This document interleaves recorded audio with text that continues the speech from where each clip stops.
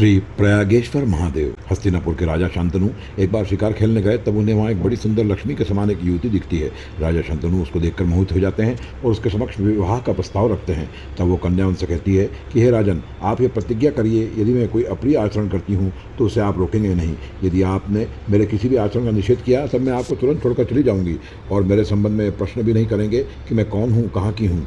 राजा शांतनु ने कहा ऐसा ही होगा और उन्होंने उस कन्या से विवाह कर लिया। यह दिव्य रूपी कन्या और कहीं नहीं स्वयं देवी गंगा थी और वो श्राप के कारण मनुष्य रूप में राजा शांतनु के साथ रमण कर रही थी।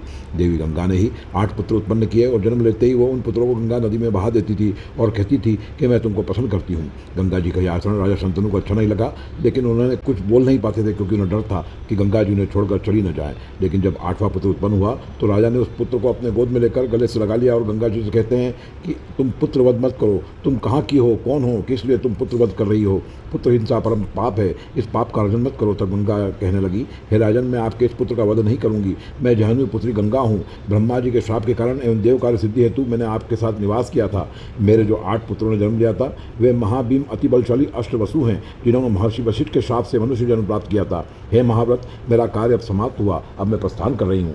आप इस पुत्र का पालन करिए। और गंगा जी वहाँ से चली गई। लेकिन विष्णु माया से मोहित होकर गंगा जी इस प्रकार मानुषी की तरह विलाप उन्होंने प्रारंभ कर दिया। वे कहने लगी, कितने कष्ट की बात है, मैंने अपने पुत्रों का वध कर दिया, मैंने उन्हें जल में फेंक दिया। पुत्र, मैंने यह क्या किया, मेरा हृदय फट क्यों नहीं गया। और वह फूट फूट कर रोने लगी। इसका प्रायश्चित मैं कैसे करूंगी, कैसे मैं पवित्र हो सकूंगी। तभी गंगा मैया का विलाप सुनकर नारद मुनि वहाँ आगमन होता है और नारद जी उनसे कहते हैं कि हे गंगा मैया प्रणाम, मैं नारद हूँ। हे परम पावनी, आप क्यों रो रही हैं? आप तो हिमालय की पुत्री हैं, त्रिभुवन विख्यात हैं, देव गंधर्व आपकी सेवा करते रहते हैं। देव महादेव ने तो आपको मस्तक पर स्थापित कर रखा है। तब गंगा जी कहती हैं, हे नारद, मैंने बड़ा ही निंदित धर्म का काम किया है। मैंने जानबूझकर पाप करते हुए अपने 7 पुत्रों का वध किया है एवं देव समुद्र से मेरा विच्छेद हो गया है। अब मैं अपने पाप से कैसे मुक्त हो सकूंगी।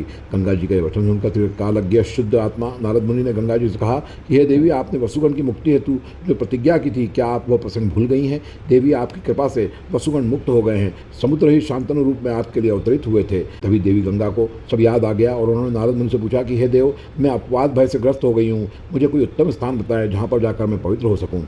तब नारद मुनि कहते हैं कि सनातनीपुरी अवंतिका में परम शोभित महंकाल वन में आपकी सखी विप्रप्रिया शिप्रा देवी विराजमान हैं। उनके तट पर दुर्धरेश्वर के दक्षिण में सर्वदेव पूजित तथा तीर्थ सेवित एक शुभ लिंग विराजमान है। इसके दर्शन मात्र से आप पवित्र हो जाएंगी।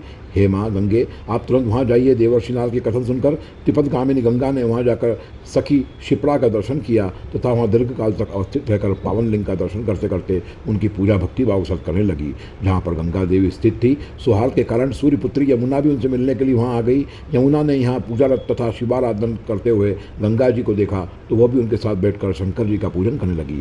प्राची देवी सरस्वती भी गोपनीयतापूर्वक जाकर यमुना जल में मिल गई। तभी देवर्षि नारद ने इंद्र के पास आकर उनसे कहा कि हे देवराज, अब प्रयागराज परिलक्षित नहीं होगा। प्रयागराज महंकाल वन चला आया है।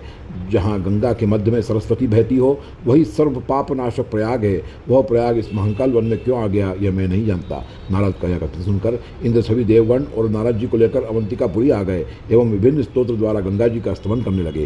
गंगा जी का स्तमन करते हुए इंद्र एवं देवगण कहते हैं, हे सर्व पापनाशनी गंगे, आपको नमस्कार। हे देवी, आप वसुगण की जननी हैं तथा वसुओं को मोक्ष देने वाली हैं। हे देवी, आप तीनों लोकों को पावन करने वाली हैं। आपको शिव ने मस्तक पर धारण किया है। बाल खिल्य ऋषिगण आपकी सेवा करते रहते हैं। आप भगवान कृष्ण की परम कला हैं। हे वरवाहिनी कालिंदी यमुना, आप त्रिलोक्य पावनी हैं, मार्तंड सुता हैं, आपको नमस्कार। हे देवी शिप्रे, आप ब्रह्मदेह से उत्पन्न पुण्यदेहा सरस्वती तथा प्राची नाम से प्रख्यात हैं। हे सर्वपातक नाशिनी शिप्रे, कुरुक्षेत्र, पुष्कर तथा महालय में प्राची नामक हैं वे आप ही हैं। आप इस सर्व जंतुओं में दया, स्वर्ग, सहाय तथा माता हैं। आपकी ही प्राची नाम से कीर्ति है। हे देवी, शरीरधारियों के बहुत से जन्मों से संचित पापों को आप ही धोती हैं। आपका संगम प्रयाग कहलाता है। यहाँ आकर आपके द्वारा लिंग स्थापना तथा स्नान करने के कारण यह लिंग अब प्रयागेश्वर के नाम से त्रिलोक्य में विख्यात होगा। जो भी व्यक्ति यहाँ आकर श्री प्रयागेश्वर महादेव का दर्शन करता है उसे प्रयागराज में स्नान का फल प्राप्त होता है। उसके सारे पाप नाश होते हैं और वो अपने पिता तथा